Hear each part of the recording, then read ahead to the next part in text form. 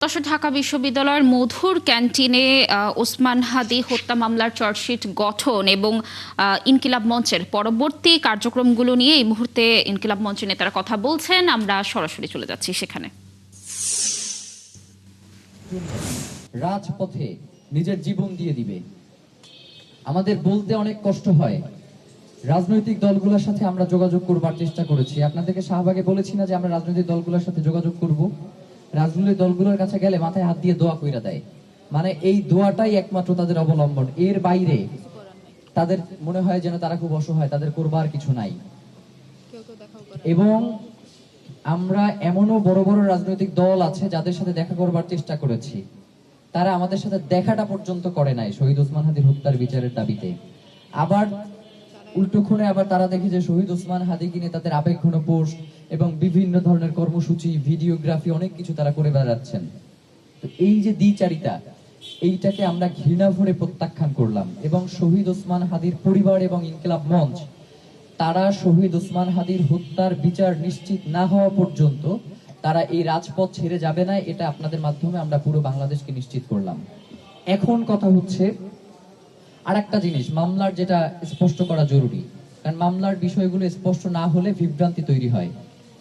তারা এখানে কবির যে আছেন মামলার একজন আসামি, যিনি খুনির সাথে সরাসরি সেন্টারে গিয়েছেন, 5 তারিখে দুদকের সামনে গিয়েছেন, কিন্তু তাকে শুধুমাত্র খুনের অংশ হিসেবে এই মামলায় দেখানো হয়েছে, তাকে প্ল্যানের কোনো অংশ হিসেবে এই মামলায় তাকে পোট্রে করা হয় নাই। আবার এই যে ফিলিপ, যার কথা বলা হচ্ছে যে তাকে পালাতে সহযোগিতা করেছে, ফিলিপের তো 2 জন সহযোগী থেকে আপনারা জানেন যে গ্রেফতার করেছে।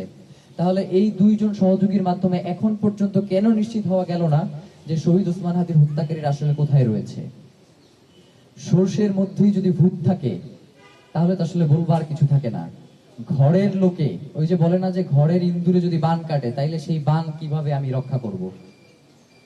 কথা ওই একটাই, সেটা হচ্ছে আমরা স্পষ্ট করে বলতে চাই, শহীদ ওসমান হাদির সাথে যদি রাষ্ট্র জড়িত থাকে তার বিচারেই বাংলাদেশে হইতে হবে, এবং এইটা আমরা করে ছাড়বো আমাদের জীবন থাকা পর্যন্ত। শহীদ ওসমান হাদির হত্যাকাণ্ডের সাথে যদি গোয়েন্দা সংস্থার কোনো সূত্রপাত থেকে থাকে, এর বিচার হইতে হবে।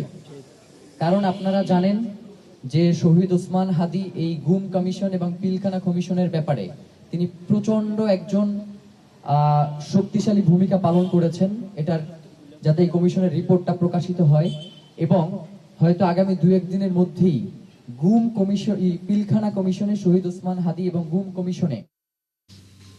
দর্শক, ইনকিলাব মঞ্চের প্রেস ব্রিফিং চলছিল ঢাকা বিশ্ববিদ্যালয়ের মধুর ক্যান্টিনে, আমরা যুক্ত ছিলাম সেখানে।